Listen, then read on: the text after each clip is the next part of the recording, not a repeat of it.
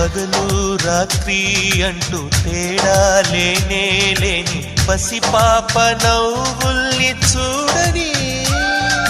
తోడు నీడా నువ్వై నాతో నడిచే నీకు ఏనాటి రుణముందో అడగని